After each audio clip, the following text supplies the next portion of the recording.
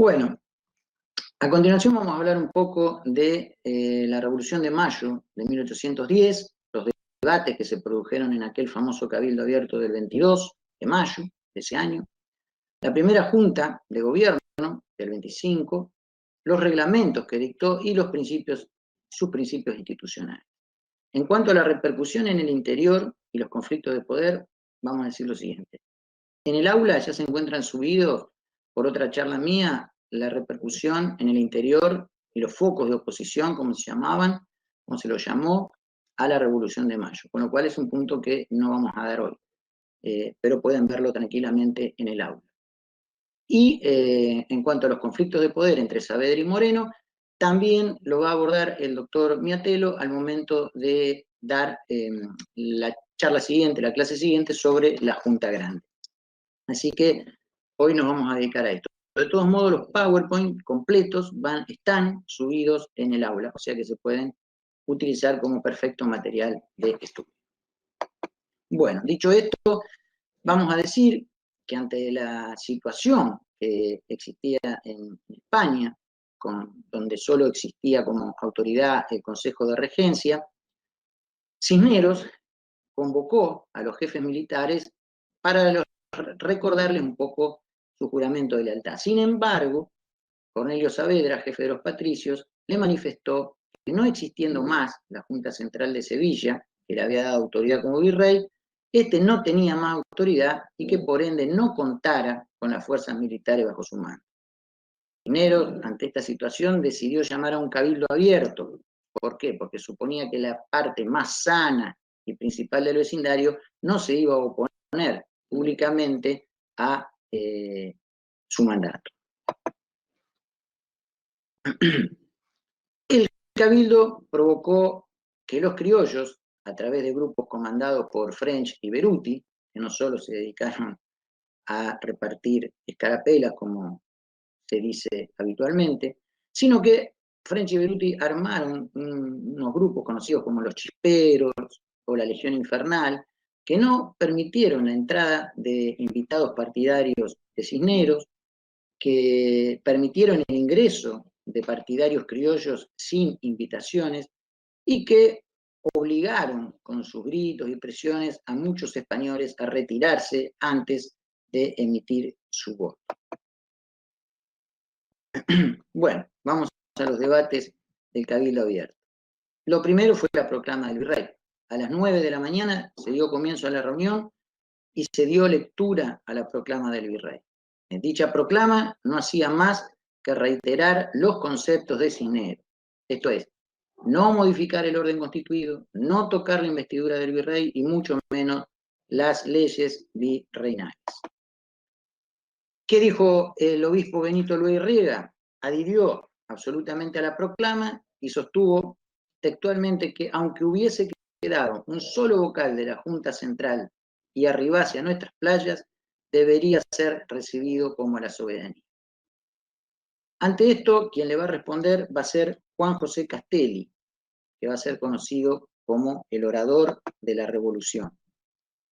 Castelli centró sus palabras en los siguientes puntos. Primero, que desde que estaban encarcelados Carlos IV y Fernando VII en Francia, no había gobierno soberano en España porque había caducado la monarquía. Que la Junta Central de Sevilla gobernaba a nombre de Fernando VII, pero sin atribuirse la soberanía. Que caída esta, no existía forma de gobierno alguno en la metrópoli. Que los integrantes de dicha junta no tenían facultades para designar al Consejo de Regencia. Entonces, había caducado para él toda autoridad en España, Buenos Aires, y su libre. Esto que decía Castelli tenía su fundamentación, por ejemplo, en el contrato social de Rousseau, donde él decía que los individuos actuaban en forma aislada, pero si en algún momento decidían vivir en comunidad, se veían obligados a contratar entre sí, de allí el contrato social, a los fines de designar una autoridad que los gobierne. Del mismo modo, el jesuita Francisco Suárez decía que si bien el poder venía de Dios, residía en el pueblo. Manuel Villota, el fiscal de la Real Audiencia, si bien dio razón de lo que decía Castelli, él decía que se debía escuchar a todas las partes del virreinato, que Buenos Aires sola no podía tomar una decisión de tamaño y magnitud. Ante lo cual, Juan José Paso dijo que si bien aceptó que se debía consultar, él habló de que por una situación de urgencia y en carácter de hermana mayor, la ciudad de Buenos Aires podía tomar esta resolución mientras convocaba al resto de los representantes del virreinato. Cerrada la discusión, se pasó a votar. ¿Qué se iba a votar? Si había cesado la autoridad del virrey y, en caso afirmativo, sobre quién debía recaer esa autoridad y, en su caso, ejercer el poder. La conclusión, entonces, fue que el virrey cesaba en sus funciones y la autoridad recaía en el cabildo hasta que se convocara al resto de los miembros del virreinato. El cabildo, en una desesperada movida del grupo español, formó el día 24 una junta de gobierno presidida por Cisneros e integrada por Saavedra, Castelli, Solá y Santos Vichaurri. Esto le daba absoluta mayoría a el virrey y a los españoles, ¿no? Y provocaría la indignación de los patriotas, perdón. Saavedra y Castelli van a renunciar. Se dice que se reunieron los patriotas y allí, en un momento determinado, Manuel Belgrano va a decir: juro por mi honor que si para las 3 de la tarde el virrey no ha renunciado, yo mismo lo arrojaré de los balcones del cabildo. Se decidió designar a un grupo de patriotas para hablar con Cisneros, encabezado por French y Castelli. Allí French le dijo a Cisneros: mire, virrey, esto ya pasa de juego, ya pasa de juguete, el pueblo está enardecido. El virrey, cuentan que se asomó a las puertas, miró la plaza y no vio a nadie, y dijo: el pueblo no está con ustedes. Castelli y French, fundamentalmente French, indignado, le dijo: hagan sonar las campanas de las iglesias y verá cómo se llena la plaza de gente, y no solo de gente común, sino que las tropas nos acompañarán. Todo esto provocó el temor de Cisneros, que renunció y la Junta desapareció.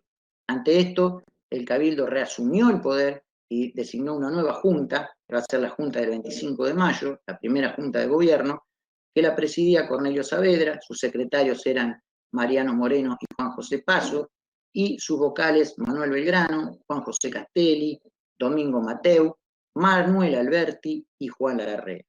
La revolución, entonces, había triunfado.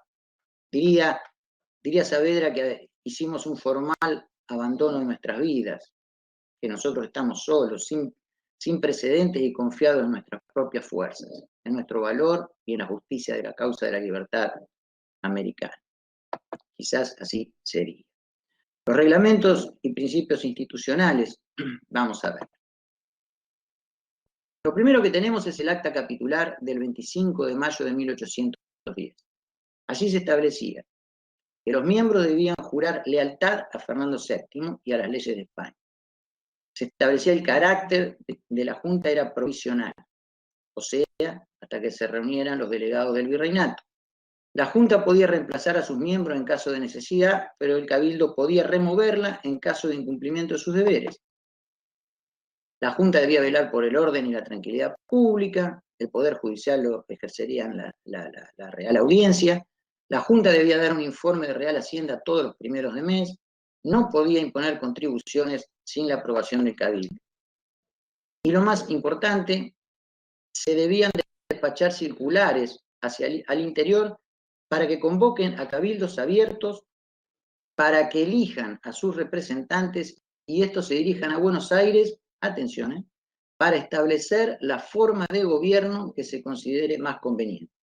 Establecer la forma de gobierno que se considere más conveniente.